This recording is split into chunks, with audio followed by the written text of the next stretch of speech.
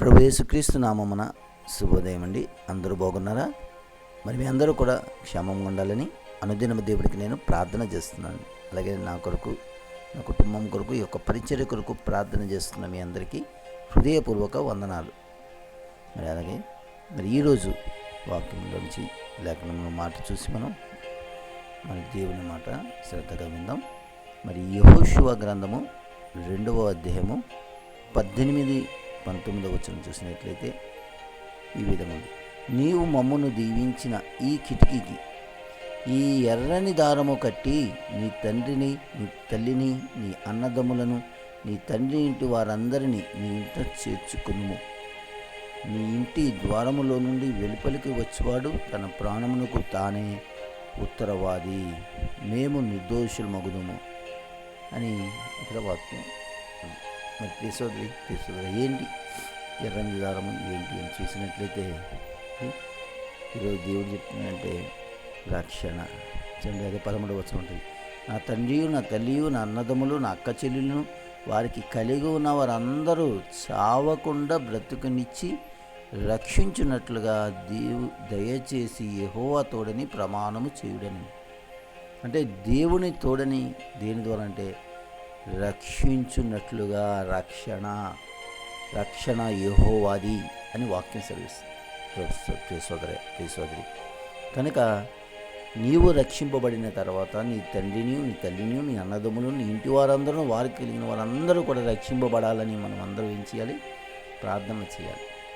ఏమండి, ఎర్రని దారము అక్కడ భౌతికంగా చూసినట్లయితే అక్కడ ఆ వేగుల వారిని ఆమె ఏం చేసింది? కిటికీకి ఎర్రని దారంతో ఆమె బయటికి పంపి కాపాడినందుకు వాళ్ళు ఏం చేశారు? తిరిగి ఆ దేశానికి వచ్చినప్పుడు యుద్ధానికి ఆ దేశంలో అందరినీ కూడా వాళ్ళు హతం చేసేటప్పుడు ఈ ఎర్రని దారం కిటికీ కట్టిన వారికి మాత్రము వాళ్ళు కాపాడి ఆ కుటుంబాన్ని అందరినీ కూడా కాపాడగలిగారు.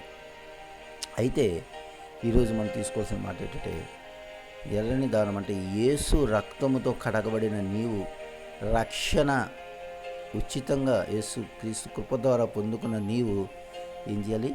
నీ తోటి రక్త సంబంధులు అందరూ కూడా రక్షింపబడినట్లుగా. శరీర మరణం అందరికీ వస్తుందండి, దాని గురించి నేను మాట్లాడతలే. ఆత్మ మరణించకుండా శాశ్వత కాలం దేవుని రాజ్యంలో ఉండుటకు మనమందరం ఏం చేయాలి? రక్షింపబడిన మనం ఆ రక్షణ కాపాడుకుంటూ మరికొందరికి మన రక్త సంబంధిని కూడా రక్షింపబడేవారుగా మనం ఏం చేయాలి? ప్రార్థన చేయాలంతే. ప్రార్థన చేయాలి. ఎందుకంటే ఒకరు తండ్రి ఒకరిని ఆకర్షిస్తాను కానీ ఎవరు కూడా కుమారుని చేరుకోరండి, రక్షణ పొందుకోలేరు. కనుక మనం ప్రార్థన చేస్తే తండ్రి ప్రతి ఒక్కరిని కూడా ఆయన రక్షణ కల్పిస్తారు. ప్రియ సోదరి సోదర, అయితే ఇక్కడ ముఖ్యం గుర్తుంచుకోవాల్సిన మాట ఏంటంటే, నీ ఇంటి ద్వారము నుండి వెలుపలికి వచ్చేవాడు తన ప్రాణముకు తానే ఉత్తరవాడి.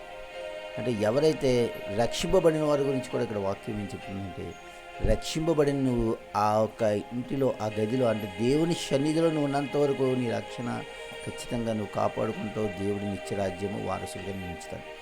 అలాగే కాకుండా నీ సన్నిధిలోంచి నువ్వు అంటే వెలుపల బయట నుంచి లోకం నుంచి నువ్వు దేవునిలోకి వచ్చావు, దేవుని సన్నిధికి వచ్చావు, దేవుని రక్షణ పొందుకున్నావు, అండ్ యేసు రక్తంతో కడగబడవు, నువ్వు దీవింపబడతావు.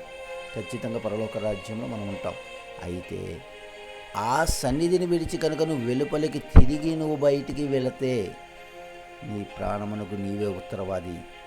దానికి దేవుడు ఎటువంటి బాధ్యత తీసుకోడని యేసయ్య ఈరోజు ఖచ్చితంగా దేవుడు సెలవిస్తున్నాడు. నువ్వు ఆ రక్షణను తీసుకోవడం కాదు కానీ ఆ రక్షణని కాపాడుకున్నప్పుడే నిత్యరాజ్యం వారసులు అవుతాం.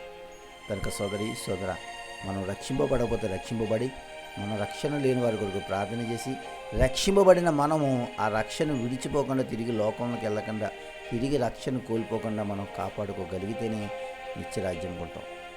కనుక మనం రక్షింపబడిన మనం ఆ రక్షణ కొనసాగించినట్టు దేవుని ప్రార్థన చేస్తూ ఆ రక్షణను కాపాడుకుంటూ దేవునికి మహిమగా, మనందరికీ ఆశీర్వాదకరంగా, ఎందరికో మార్గదర్శకులుగా మనం ఉండి దేవుని రాజ్యానికి మనం ఒక మార్గాన్ని చూపిస్తూ మనం కూడా నిత్యరాజ్యంలోకి వెళ్ళే కృపా దేవుడు మనందరికీ అనుగ్రహించును గాక.